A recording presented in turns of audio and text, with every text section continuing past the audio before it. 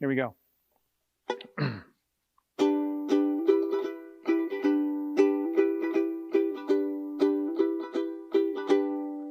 Before there were people, there were animals, and trees and water, and the mountains, oh the mountains, those indescribable mountains, reaching up to the sky. God, I love those mountains. And then the Sinai-Stantanaha came, I guess originally over that land bridge from Russia. Has that been debunked? I'm not sure. I feel like that's been debunked. I feel like there's stuff that's like predates that they found on the coast. Anyways, maybe that's something you should Google. And they wintered here, and maybe summered here. I'm not exactly certain, 'cause when they put those dams in, it kind of covered up where they were living in. A golden age, camp along the banks as the river flowed by. My, that valley would have been a beautiful sight. Golden age, hunting, fishing, gathering what they need. Gee, it kind of sounds like paradise to me.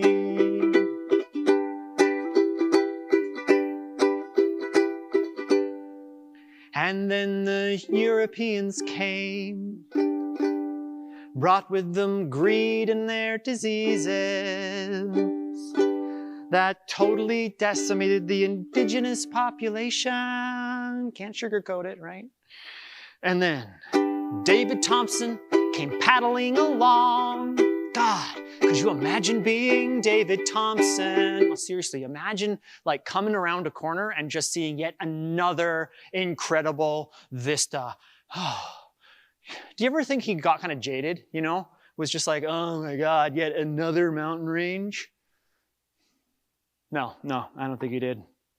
Then there was a gold rush in the Big Bend in 1865. It only lasted a couple of years. It's one of the main reasons people ended up here. But that's not how everything appeared. Then the CP came, or CN? CPR? I don't know what it was back then. And they managed to move mountains by bringing in whole communities from Scandinavia, the Ukraine, and Italy, not to mention the cheap labor from the East. It brought in a golden age, kings and queens and presidents, oh my. They built a highway right up to the sky. Golden age, biggest department store in all BC. Gee, get your hair done, head up for a ski.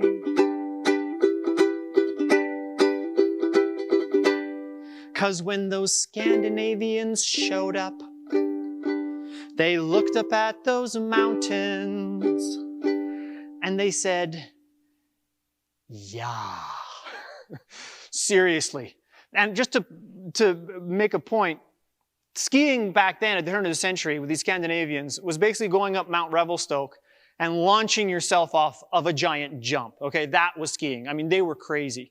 But skiing actually was the thing that kind of held Revelstoke through all these different things. For example, like, it went through quite a depression in the 30s when they put a highway in and people started flying. And because up to that point, Revelstoke was like basically the pinch point. It was the only way that you could get into and out of BC was going on the train through Revelstoke. And then the highway went in, people started flying, it's totally dropped off. But in 1936, there was a full-page ad in none other than the New York Times, baby. Yeah, that's right. It said, Revelstoke, the Alps of North America.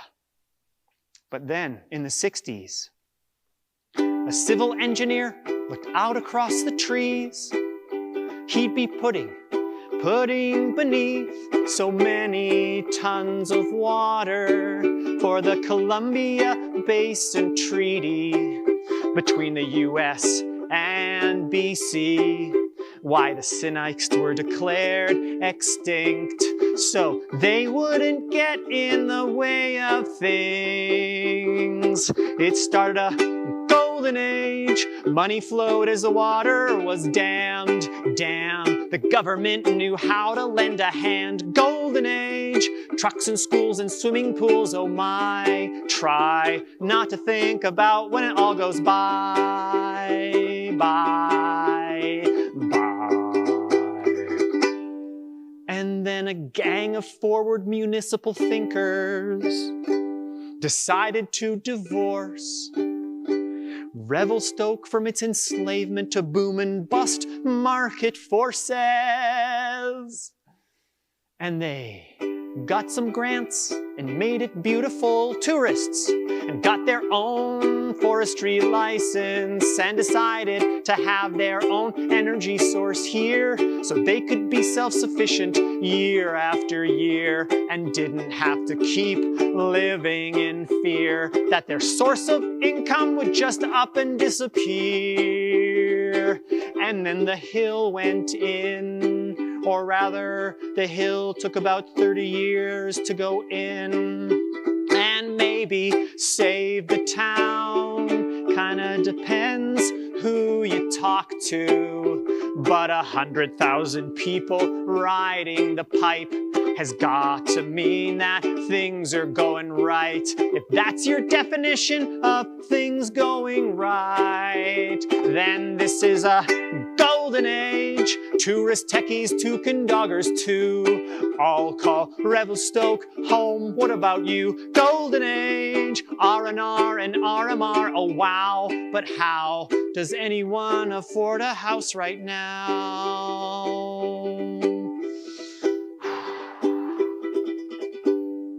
Is this really a golden age? Last summer, I lived in a van with 2 other guys. Why would I consider that paradise? Golden age, 'cause every morning I'd slide open that door, breathe in the air, thank my lucky stars I ended up here. And sure, sometimes it's hard, but I'm not going anywhere because I'm ready for life. Yeah, I'm ready for life. Come on, sing it with me. I'm ready for life. Yes, I'm ready for life. Yes, I'm ready for life. Woo! Awesome. Okay, up next.